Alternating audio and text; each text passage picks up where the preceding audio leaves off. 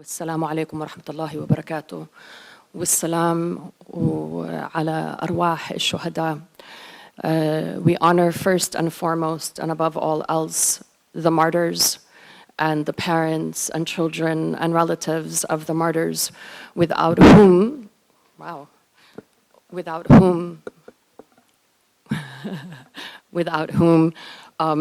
not only would we not be here today, but the Palestinian people as a whole would not be here today. And hopefully, I think we're all aware of the value that the Palestinian people, the Palestinian struggle, and the Palestinian resistance has given to the world. I thank the organizers, and I also congratulate all of you, because it is all of us and not just our people in Gaza and the West Bank who survived the genocide. The genocide, incremental, of the past 76 years and of the past 15 months is an assault on all of us.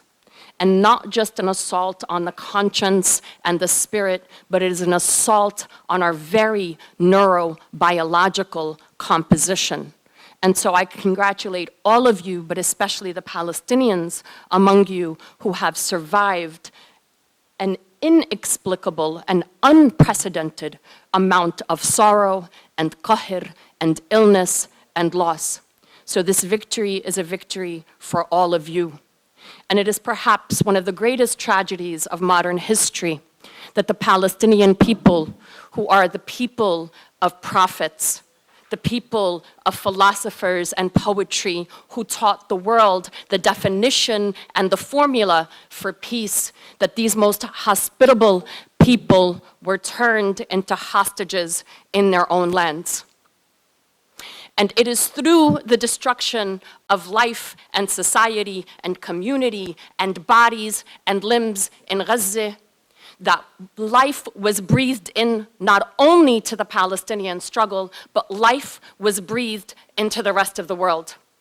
It was through the destruction and the survival of our people in Gaza that dignity and bravery was breathed to people all over the world, but not just to people, to states and governments who knew that they too were hostages, but did not have the temerity to speak about it and admit it. And so it is the Palestinian resistance and it is the Palestinian movement that has forced governments all over the world to do their duty, that has forced the international system to confront itself and to begin working on its contradictions for the sake of not just Palestine, but the future of global humanity. And that is a matter of miracles, truly. And so it is fitting, as I am very honored to be a Palestinian, to say that we are a people of miracles. We are the land of prophets. But all of that said, I caution against and I do not believe in the romanticization of our people or our struggle, because that erases the suffering of the Palestinians, that attributes to Palestinians an inhuman capacity, that erases the suffering and the subjugation, and above all, erases our obligation and our agency and our duties and our role. And it is the definition of insanity to continue doing the same thing and expect different results. I will speak only for myself when I say everything that I have done in 24 years of organizing and 21 years of lawyering clearly has not been enough, which means, respectfully, everything we have done has not been enough. It has not been calculated enough. It has not been coordinated enough. It has not been brave enough. And it has not been advanced enough. And this is what I hope and why I joined this conference. And, frankly, I'm not a big fan of conferences, but I understand this is going to a workshop. Because I think what is very clear now is that there is an inescapable, clearly identifiable formula for what has been done to the Palestinians, and that formula has been capped.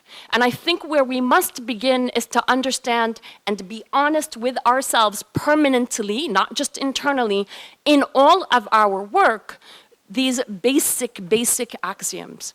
Number one, discourse shapes law, which shapes society, period, right? So language and how we speak shapes reality. Law is the highest stage of that reality. Law responds to language.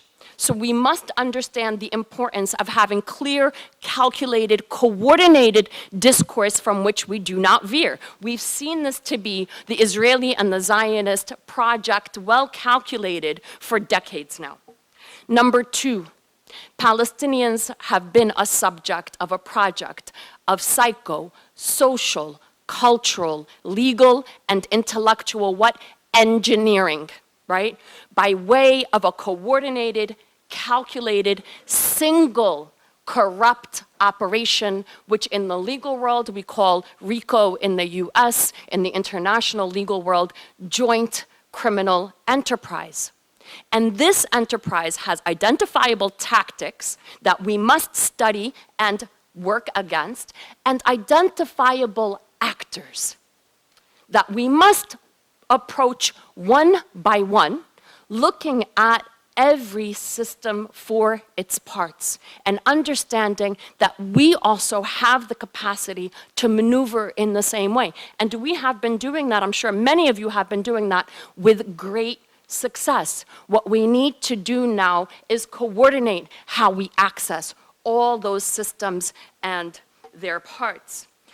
Number three, it is my belief and analysis that the climax of the genocide, though I will acknowledge, like all of you do, every settler colonization project is inherently genocidal. The Zionist one is inherently and expressly genocidal ab initio from the very beginning. Tamam.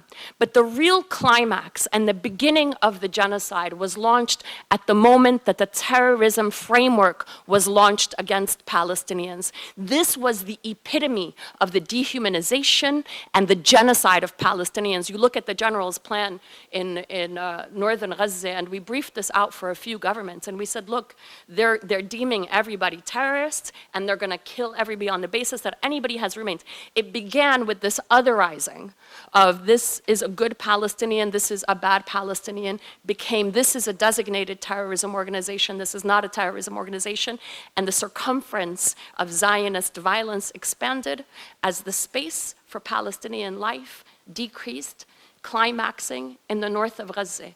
And our failure to approach this scientifically, and I'm not saying we're going to go break any laws even in how we speak, but for God's sake, I urge everybody to take a calculated approach. I'm an attorney. I know how to speak without getting in trouble, alhamdulillah. There are countless attorneys amongst us. We need to be able to coordinate on this and never forget that this was absolutely the climax of the beginning of the escalated phase of genocide. The next point is that through this joint corrupt operation, what has been built is a global fortress of Zionist impunity, a global fortress of institutional Zionist impunity that has operated on every level of society, all coordinated. And again, it's critical that we understand that this isn't random, haphazard. This is all coordinated, and the people doing this coordination, building this impunity, are also all working together. Which means that we are required, at this moment more than ever, the same level of sophistication, the same level of calculation, the same scientific metric approach moving forward with an eye. We see our goals as, I don't know, fourfold, fivefold, they increase every day, right? Number one is expand the circumference of Zionist accountability. When we say that law and this language create society, that means that accountability happens on every level of society. Cultural accountability, social accountability, academic, intellectual, legal. Everybody has a role to play in increasing the circumference of Zionist accountability. Decreasing the flow of resources into not just the Zionist entity, but all Zionist actors, agents, institutions globally, right? Hand in hand with the accountability. Expanding the space of Palestinian life, rejecting this otherization, which also, by the way, was very much this fragmentation and othering, is also a product of Oslo, right? We talk about Palestinian unity. The next thing that we want to say, everybody talks about Palestinian unity, but respectfully, now more than ever, on a clear basis, which I hope we will discuss today and which I'm raising here, this needs to be put into action, more critical than ever. And looking at twofold strategies, which is how we work. First, assessing the global terrain, legally, politically, socially, right? With all of these things that I've mentioned in mind. Then looking at two things, right? Which are, what are the quick, easy gains that we can make? Whether it's by advertisement, sometimes exaggerated advertisement about things that are happening to have a deterrent effect, to deter settlers, to deter soldiers, right? We do, letters based on what we call actionable threat of legal liability. We send out letters. It's tremendously effective. Whether it's how the students are organizing on the campuses, while at the same time understanding that we need to make bigger, more meaningful goals, and we work and build up to that, also coordinating globally, incrementally, globally as one arm. I will close on just a few points, and I'm sorry for going so long, and I appreciate your time and look forward to working with you for the rest of the day. A few things have also become very clear thanks to the Palestinian resistance and the Palestinian struggle. The world has been made well aware that it is the highest hands of fascism, i.e. Zionism, the Israeli government and its allies, who control all the biggest, not just in the West, but primarily in the West, halls of media, of governance, of academia, right? All aspects of life. And I think this is a reality from which no one can escape any longer. Number two, yes, we do not have the military or financial power, and our people faced, the poorest people on earth, have faced the wealthiest and most militarily advanced powers and won. And they won because they engaged in a war of attrition.